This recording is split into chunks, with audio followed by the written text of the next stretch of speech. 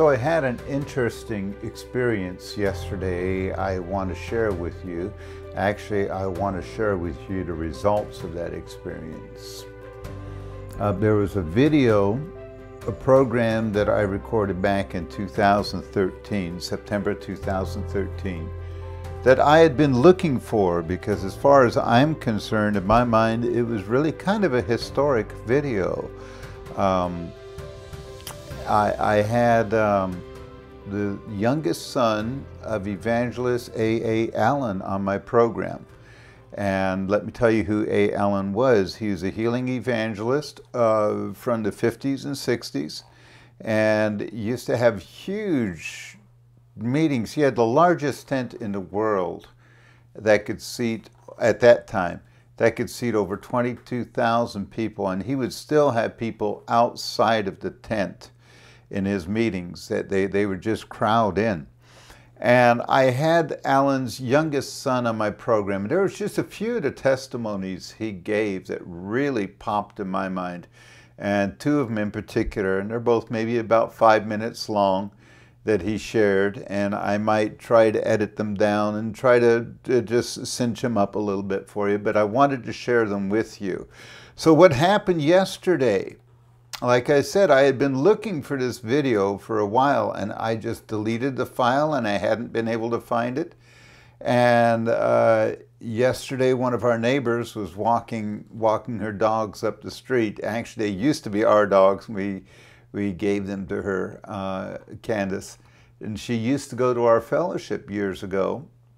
And she was actually there when we made that recording. And I was telling her, hey, Candice, do you remember that? And I said, I've been looking for that video. And I didn't think she would be able to find it or anything like that. And she goes, well, I have a copy of it. And she goes, I have a DVD with a copy of it. And so I go, wow, really? And she goes, I'd like to see that sometime. And 5 minutes later, she comes back walking up the street and she had that video in her hand. And it was actually my mother's 90th birthday. She was a graduate of Miracle Valley, which was A. Allen's Bible school. And so she gave me this video and 90 years of God's grace. And it was celebrating her birthday. And I had Paul Allen on the program. And gosh, it was about a 45-minute interview with just the things that he had seen in life through his dad's ministry. So I want to share that with you. And like I said, two testimonies, probably about 5 minutes long each. I won't explain them or try to patronize you thinking you don't understand. But I just wanted to share them with you. And something that he said, the reason I share these things is not to glorify the past and not to dwell on the past. But one thing Paul said, you know, people would ask him when he'd minister in certain places, they ask him, well, why don't we see the miracles that your dad saw and people saw back in the 50s and 60s? And he says, well, God hasn't changed. He says, we're the ones that have changed. And so my thinking was, and his thinking was, is not so much dwelling on the past, but this is what God can do today if we allow him. Choose ye this day who you will serve. So let's go on to the videos. What is the most incredible miracle each of you have ever personally seen? And my brother spoke up first. And when we were growing up, we always had things to do that were our job to take care of at the tent. I was a photographer. And he ended up running a movie camera, making the TV programs. And he was up on a scaffolding on the back of the platform, about 10 feet above the floor of the platform. And they brought a lady in on a stretcher, all covered with sheets, but they had sticks up underneath there to hold the sheets from touching her. And she had been burnt really, really bad, and the majority of her skin on her entire body had been burnt off. And just in excruciating pain. They had her doped up with painkillers enough to where trying to keep her from going through as much pain as possible. And back then, they didn't have the ways of growing things in a petri dish and putting it in, putting it on you and growing new skin and so forth. Back then, if you got all your skin burned off, you died. And so Daddy lifted up the sheet a little bit, and he turned to my brother and said, "Zoom in real close on this. I want to get this on film." And he prayed for her, and the way he described it, within about a minute and a half, with him zoomed in on her like he was standing a foot and a half away from her, all of her skin grew back. He said it was like watching a TV program, and the special effects that is not real, but you see it, so it seems real, although it's not. He said it was just like watching special effects in a movie, that all of her skin literally within about a minute and a half grew back. Wow. And it affected his psyche so much that he literally blacked out, fell off the scaffolding, and landed on the platform.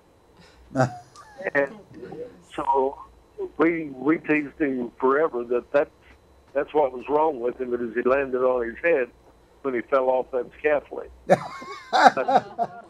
Folks, we're talking to Paul. So for this next testimony, it's the story of a 7-year-old boy that had lost his eye. There was a rod hit his eye, and he lost his eye. And it's a testimony, and he had a glass eye or plastic eye in the socket, and it's a testimony how God healed him in a very unusual way. And he didn't grow a new eyeball. He still had the empty socket, but he could literally see through this artificial eye. And for his entire life, he lived from the age of 7 till he was in his 60s.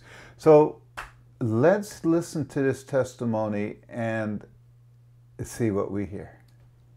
There was a young man, he was my age, and the reason this has always stuck with me throughout my life is he and I were friends when we were growing up. We were within about 6 months of each other. He was spinning a piece of wire one day, and it poked him in the eye and knocked his eyeball out. And his parents took him to the doctor, and they said, well, we have to take all of that stuff out of the eye socket or it'll get infected and it could cause him to go blind in the other eye. So they did, and they fit him with is either plastic or a glass eye. And a few months after that, there was a lady evangelist came to town, had a tent set up, and he had just gotten saved at the church. And they went over to the tent meeting, and he had a cold. And she said, anybody here that needs to be prayed for something, come up here and come through this line, and I'm going to pray for you tonight. He came through, and she prayed for his cold. And then she stopped him, and she said, is there something wrong with one of your eyes? And he just said, yes, I can't see out of that eye. She said, would you like to? He said, yes, ma'am. And she just prayed a simple prayer that God would let him see out of that eye. Within 5 minutes, he could see. He never grew a new eyeball. He always had that open socket, and he always wore a plastic eye or a glass eye. And yet he could see but through he could see. And so I have, word for word, a complete magazine article about it. that's in the book, and his name was Ronnie Coyne.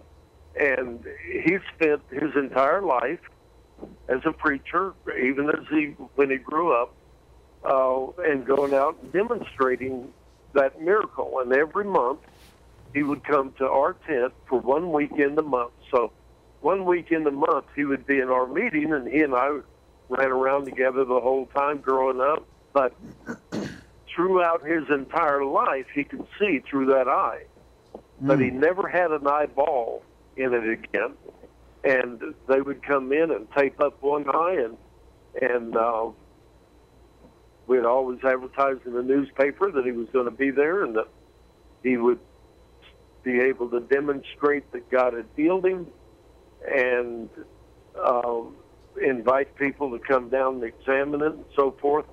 Invariably, there'd be at least one or two or three doctors be there and they thought they were going to come and prove that this was a phony deal. And several doctors got saved after witnessing the fact that they could absolutely see that it was real, that it was absolutely God's miracle. And what impressed me about it, if somebody gets healed of cancer, in most cases you can't see that. Or if they get healed of heart trouble, you see that they're healthy and strong, but you don't see that heart replaced. But in this case, you could see that eyeball was gone. It was a ongoing, continuous miracle that was taking place moment by moment by moment throughout his entire life, from the time he was about 7 years old until he died at about 60.